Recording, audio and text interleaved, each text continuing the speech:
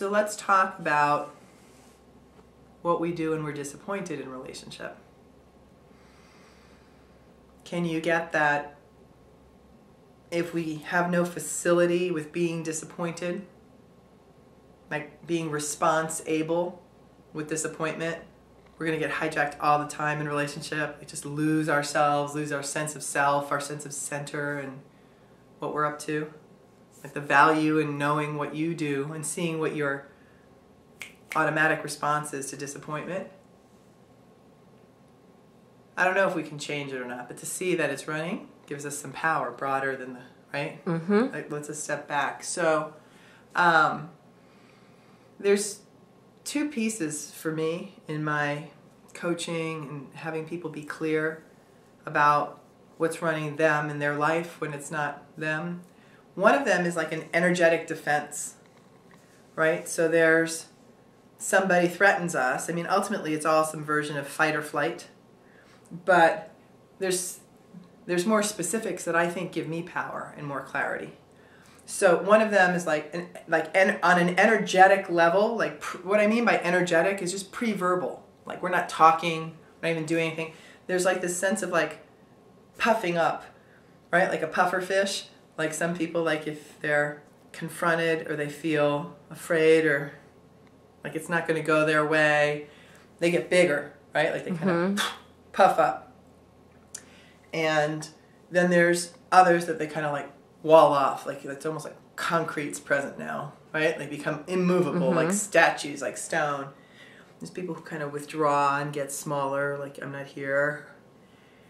Some people get like kind of beside themselves when they say someone's beside themselves. Like they're not even, like you were talking to them and all of a sudden they're gone, like there's no one at home. Like their essence is like beside themselves or kind of away. Some people all up in their head and they're analyzing and they're talking fast and they're agitated. Other people, it's like a porcupine. They get spiky. They might even say spiky things, but you could just like it's like, and nobody's all one way or another. We usually have 2 or 3 primary ways that we react. Sometimes we do them in order. Get spiky, still don't get our way. Withdraw, still don't get our way. Get stubborn and hardened. Or, shoot verbal darts and arrows. Trying to connect doesn't work. Some people that works. If it doesn't work, then you try something different, right? Like you're constantly evolving. So you have like kind of your few, like your highlights, like your favorites. But everyone's able to do all of them. It's not like people are this way. There's just habitual responses, and there's preferred ones, and then there's, but we're able to try some others outside the box. And the more facile we get with this, the more we can play with it.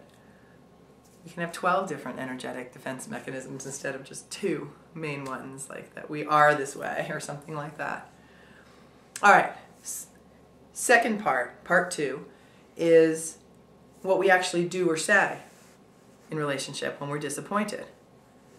So there's actually not a variety of mechanisms. It's actually like there's not that much. So someone disappoints me, you disappoint me in relationship, I can just get it. Ow. Like there's an ow here, like I'm disappointed. Breathe through it. Not get jammed with it. That's one possible response. Another possible response is I'm disappointed and then I don't feel it, don't acknowledge it, and then I just stay up here and I like get angry on top of it. So then I start blaming. You should do this, or trying to convince you, right? So there's blaming, there's trying to convince you, like on the kind of coming out, more in the fight mode than the flight. There's blaming you, there's trying to convince you, almost like bargaining in the stages of grief, right? Okay, well what about this, what about this? No, but that's not right, and da-da-da. There's getting more forceful, right? I increase my voice, the pattern, like the patter, like talk faster, get more aggressive with my speech. There's, those are pretty much the main 3 I'm coming at you. Like louder and more vocal,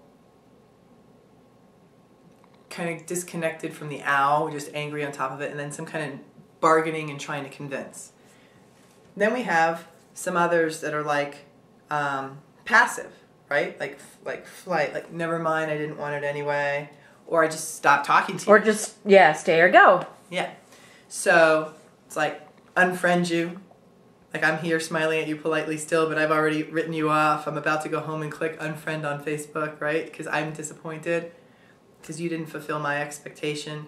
So I'm going to go leave the relationship, right? I'm gone. But I'm really not going to say anything about it. I'm just going to Yeah, that's disappear. a little covert. But you could, or people say, I'm not putting up with this, never mind. I'm done. I'm done, I'm leaving you, I'm breaking up with you. Even girlfriends, right? Right. Like, I don't need girlfriends like this. It doesn't have to be, it could be two platonic friends. Let's not just say girlfriends, but two platonic friends.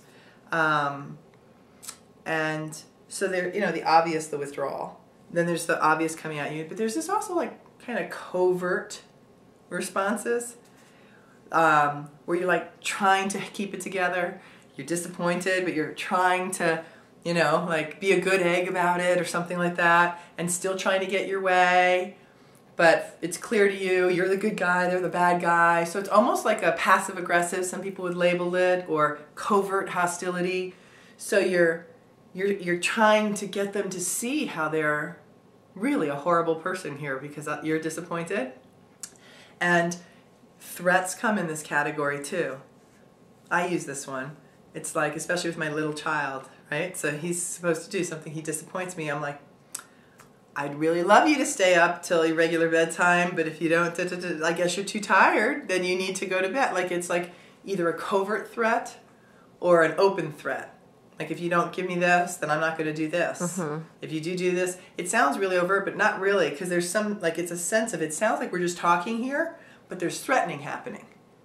Does that make sense? Mm-hmm. So there's a value to seeing what it is where we tend to go when we're disappointed. Mm-hmm. Or a better way to say that is what we tend to do or not do. So do you know what you do? Like, let's get this on the court, not theoretical. Do you know what you do when you're disappointed?